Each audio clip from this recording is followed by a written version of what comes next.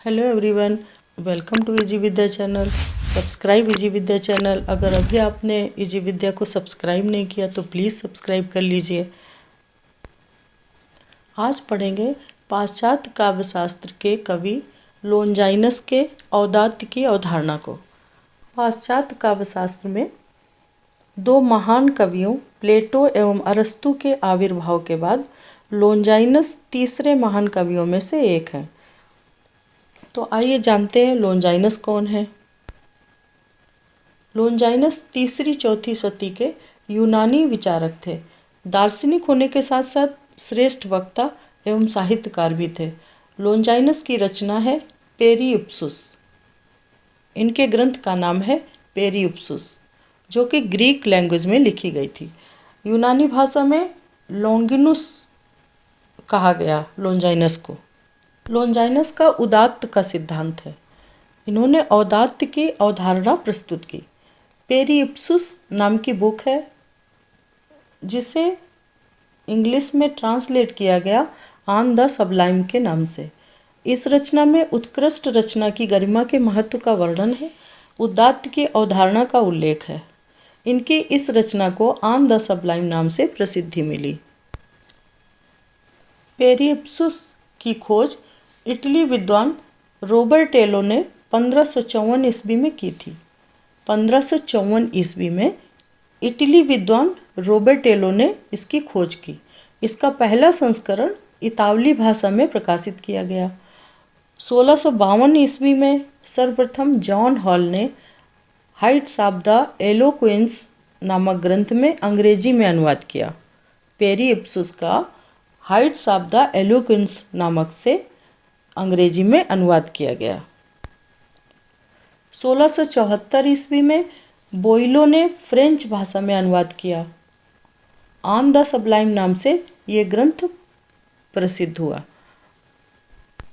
पाश्चात्य काव्यशास्त्र के कवि कैसियस लोनजाइनस ने औदात्य की अवधारणा प्रस्तुत करते हुए उदात्त का अर्थ बताया: शुद्धिकरण, परिष्कृत करना, अपने विचारों को ऊपर उठाना, हाई काइंड ऑफ क्वालिटी। उदात्त सबलाइम का हिंदी शब्द है। उदात्त का एक और इंग्लिश मीनिंग है एग्जाल्ट। एटकिंसन ने उदात्त को एलिवेशन कहा है। एलिवेशन का अर्थ है गौरव प्रदान करना। लोनजाइनस ने औदात्य का मूल आधार प्रतिभा एवं आत्मज्ञान को ही माना है। उत्कृष्ट भाषा के प्रयोग से या अभ्यास से प्रतिभा शक्ति को उदात्त बनाया जा सकता है।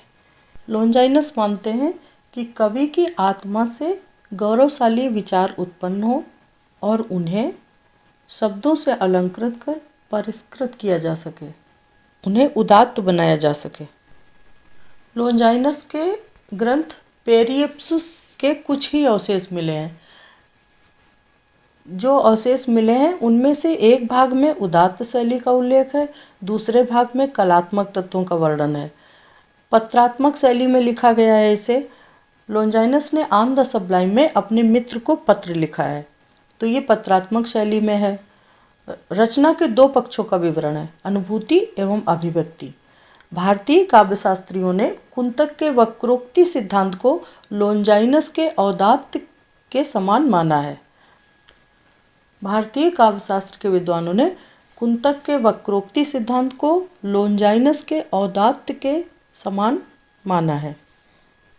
लोनजाइनस ने उदात्त के सिद्धांत में स्वीकार किया कि कवि के अंदर प्रतिभा का होना अनिवार्य है, भावबद्ध रूढ़वादी प्रतिबद्धता न हो। कवि में मूल प्रतिभा शक्ति हो जिससे वो सहजता से रचना कर सके, उसमें रूढ़वादी बंधन न हो, वो स्वच्छंदता से अपने उत्कृष्ट विचारों को कल्पना एवं कलात्मक ढंग से अपनी रचना में अभिव्यक्त कर सके। उदात्त अभिव्यंजना के वैशिष्ट्य एवं उत्कर्ष का नाम है। उदात्त की अवधारणा आदि कवि वाल्मीकि ग्रंथों में भी मिलती है।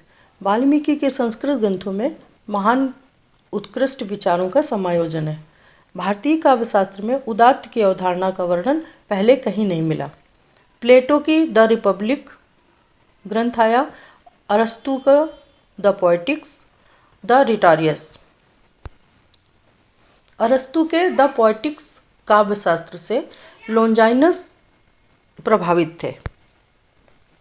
सर्वप्रथम उदात्त का सिद्धांत लोंजाइनस द्वारा ही माना जाता है। द पोएटिक्स से लोंजाइनस प्रभावित थे, लेकिन उसका अनुकरण उन्होंने नहीं किया। नेमीचंद्र एवं डॉक्टर नागेंद्र ने सन 1961 ईस्वी में काव्य में उदात्त नामक ग्रंथ लिखकर पेरिप्सुस का हिंदी अनुवाद किया। औदात्य की अवधारणा। लोंजाइनस ने औदात्य की अवधारणा प्रस्तुत की। उन्होंने कहा, जब रचनाकार अपने विचारों से पाठक या दर्शक श्रोता के मन के विचारों को ऊपर उठा सके, विचारों का विस्तार कर सके, वही उदात्त की अवधारणा है। कवि अपने पाठकों के विचारों को तभी ऊपर उठा सकता है जब कवि में कलात्मक संयोजन एवं प्रतिभा विद्यमान हो। लोंजाइनस के अनुसार सृजनकर्ता कल्पनाशील होने के साथ अभिव्यक्ति के कौशल से युक्त हो। कवि की अभिव्यक्ति की सम्मोहन कला से पाठक, श्रोता, दर्शक चित्त से कवि का अनुकरण कर सके। उनके अनुसार कवि की अभिव्यक्ति की कला इतनी सम्मोहक हो कि पाठक चित्त से उसका अनुकरण करे। लोंजाइनस ने कवि के व्यक्तित्व को वरीयता देते हुए रचना की भव्यता को रचनाकार से संबद्ध कर दिया। उन्होंने कहा, कवि का व्यक्तित्व अगर प्रखर है तो रचना की भव्यता भी उदात्त होगी। लोंजाइनस के अनुसार औदात्य आत्मा की महानता का प्रतिबिंब है।